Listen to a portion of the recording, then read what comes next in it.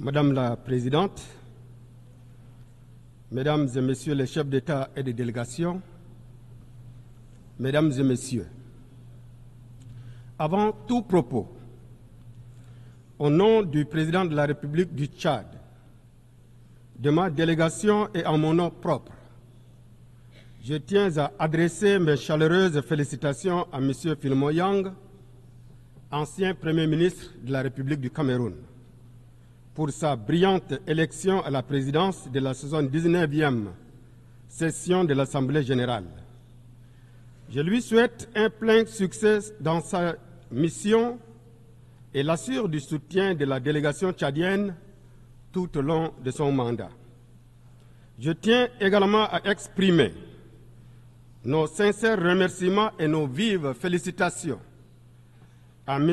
Denis Francis, président sortant de l'Assemblée générale, pour l'excellent travail accompli au cours de son mandat.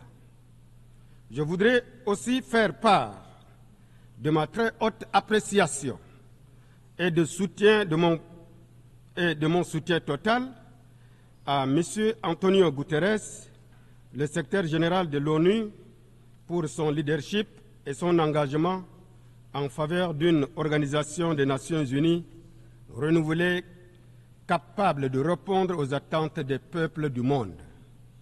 Excellences, Mesdames et Messieurs, le thème de cette session, l'unité dans la diversité, pour l'avancement de la paix, du développement durable et de la dignité humaine, partout et pour tous, résonne profondément avec les aspirations et les défis que nous rencontrons au Tchad, en Afrique et dans le monde entier. La promotion de la paix, du développement durable et de la dignité humaine ne doit pas rester un slogan ou un exercice rhétorique. Cette session doit nous inciter à agir avec détermination et compassion pour construire ensemble un monde juste et pacifique où chaque individu et chaque communauté peut prospérer dans la dignité. Pour ce qui concerne le Tchad, mon pays, comme de nombreux pays du Sahel, la paix demeure un enjeu crucial. Bien que nous soyons confrontés à des défis, il est essentiel de reconnaître les efforts déployés par nos États face aux groupes terroristes dont les origines et les ressources restent obscures et qui menacent nos institutions, entravent nos efforts de développement et exacerbent la misère des populations. Le manque d'une réelle volonté de la communauté internationale à éradiquer le désastre terroriste dans le Sahel risquerait de faire passer l'Afrique tout entière sous le giron des groupes terroristes. Nous sommes convaincus qu'un engagement ferme de la communauté internationale est nécessaire pour faire face à ce défi. Ensemble, nous devons gagner cette lutte contre le terrorisme en renforçant notre coopération pour promouvoir la stabilité de notre continent et partant celle du destin commun de l'humanité. Excellences, Mesdames et Messieurs, à l'échéance de 2030, nous évaluerons ensemble l'agenda des Nations unies sur le développement durable. Le Tchad, comme de nombreux pays africains, se trouve à un carrefour où convergent des défis multiples, notamment les changements climatiques qui menacent notre sécurité alimentaire, les sécheresses prolongées, la désertification et les inondations imprévisibles mettent à mal nos économies et les populations vulnérables.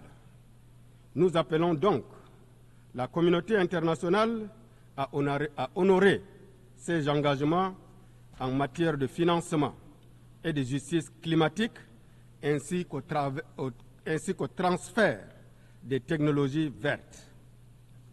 Le Tchad, sous la conduite du président Mahamat Idriss Déby Itno, élu démocratiquement sur la base d'un programme politique structuré, ambitieux et que j'ai l'insigne honneur de représenter à cette 79e session, travaille sans relâche pour améliorer l'accès à l'éducation, à l'eau potable, à l'énergie, aux soins de santé et aux opportunités économiques.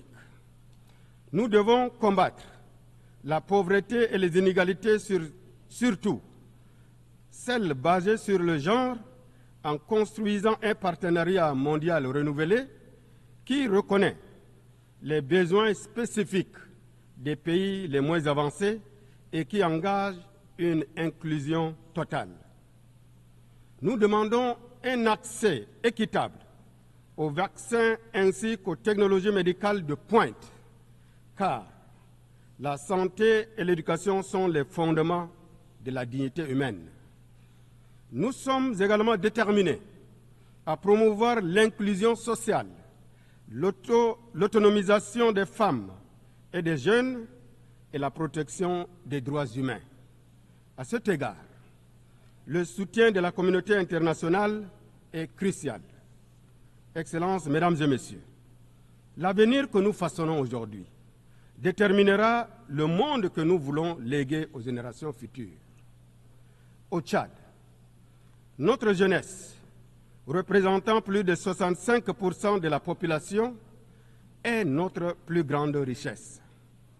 Nous investissons dans son éducation et sa participation à la vie politique pour éviter son instrumentalisation par le radicalisme et l'extrémisme violent. Par ailleurs, nous appelons l'Organisation des Nations Unies à soutenir un marché de travail ouvert et à garantir un environnement propice à l'épanouissement de la jeunesse. L'immigration de la jeunesse africaine trouve ses explications dans le grand fossé qui sépare nos États, alors que nous avons un destin commun.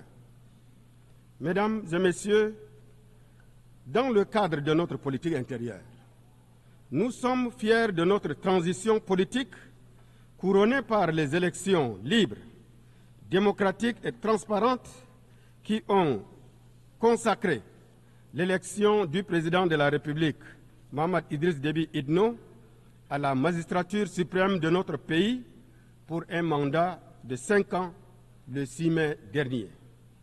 Ce tournant témoigne de notre engagement envers une gestion pacifique, démocratique et inclusive du pays, renforçant ainsi notre démocratie. Excellences, Mesdames et Messieurs, le changement climatique représente également un défi mondial majeur, avec des conséquences dévastatrices dans les régions vulnérables comme le Sahel. Les récentes inondations dans mon pays, avec plus de 1,5 million de personnes affectées, illustrent cette réalité. Devant l'ampleur de cette situation, nous faisons appel à la solidarité internationale pour faire face à cette urgence. En parallèle, notre pays accueille plus de 2 millions de réfugiés, représentant environ plus de 15% de notre population. Cette situation pèse lourdement sur nos ressources et aggrave l'urgence humanitaire. Ce chiffre s'explique par un afflux massif de réfugiés soudanais, conséquence de la crise dans leur pays, s'ajoutant aux centaines de milliers de réfugiés provenant d'autres pays voisins. Nous appelons à une solidarité renforcée de la communauté internationale pour soutenir les réfugiés ainsi que les populations hôtes. Excellences, Mesdames et Messieurs, la poursuite des hostilités au Soudan prolonge les souffrances des populations civiles soudanaises et aggrave la situation humanitaire tant dans les zones de combat que dans les pays voisins tels que le Tchad, qui continue de voir affluer chaque jour de nouveaux réfugiés. Le Tchad déplore que de nombreux appels à un cessez-le-feu ne soient pas entendus par les parties belligérantes. Mon pays est vivement préoccupé par la poursuite des affrontements au Soudan, accentuant la détérioration de la situation humanitaire et ses répercussions sur les pays voisins, dont le Tchad. Le Tchad réitère, une fois de plus, son appel pressant aux parties en conflit pour qu'elles cessent immédiatement les hostilités et facilitent un accès humanitaire sans entrave aux millions de victimes de cette guerre fratricide et renoue le dialogue politique. Le Tchad reste convaincu que la crise actuelle au Soudan ne saurait trouver de solution par les armes, mais par la voie pacifique, à travers un dialogue intersoudanais en vue d'une paix durable. Le Tchad réaffirme, enfin, son soutien à toutes les initiatives en cours pour restaurer la paix et la stabilité au Soudan. S'agissant de la crise libyenne, nous appelons toutes les parties à faire preuve de dépassement en vue de sortir de l'impasse politique dans laquelle le pays se trouve. Excellences, Mesdames et Messieurs, les conflits ne se limitent pas qu'à l'Afrique. La situation en Ukraine, tout comme le conflit israélo-palestinien, souligne les dangers de ces violences injustifiées qui font tant de victimes innocentes sur fond de tensions géopolitiques de plus en plus vives. En ce qui concerne le conflit israélo-palestinien, nous condamnons fermement les violences et exactions commises contre des civils innocents et réaffirmons notre engagement en faveur de la solution à deux États ainsi que le droit inaliénable du peuple palestinien à l'autodétermination, tout en appelant à une solution pacifique et négociée de ce conflit. Le monde ne peut rester insensible et avoir la conscience tranquille face aux images insoutenables qui nous proviennent de la bande de Gaza et d'autres localités palestiniennes. Ce conflit s'étend désormais au Liban, ce qui aggrave la situation régionale. Cette escalade menace sérieusement la paix et la stabilité non seulement pour les pays directement impliqués, mais aussi pour l'ensemble de la région. Le Tchad plaide pour la levée de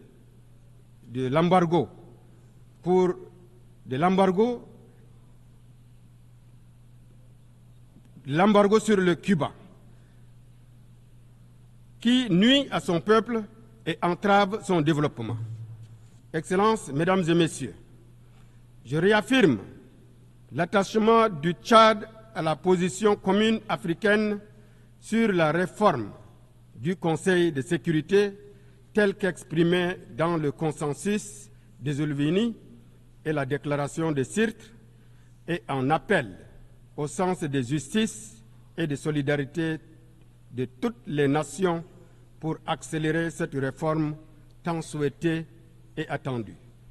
L'Afrique ne demande pas autre chose que la réparation d'une flagrante injustice causée à tout un continent qui compte plus de 1 milliard d'âmes, privées injustement de sa place légitime dans la gouvernance mondiale. Madame la Présidente, Excellences, Mesdames et Messieurs, le chemin vers un avenir de paix, de développement et de dignité humaine est semé d'embûches. Mais il est de notre responsabilité collective de le tracer. Pour conclure, le Tchad réitère son attachement aux idéaux et aux principes fondateurs de la Charte des Nations Unies et exhorte la communauté internationale à renforcer le multilatéralisme afin de bâtir un monde pacifique, plus juste, plus équitable et plus solidaire. Je vous remercie pour votre bien aimable attention.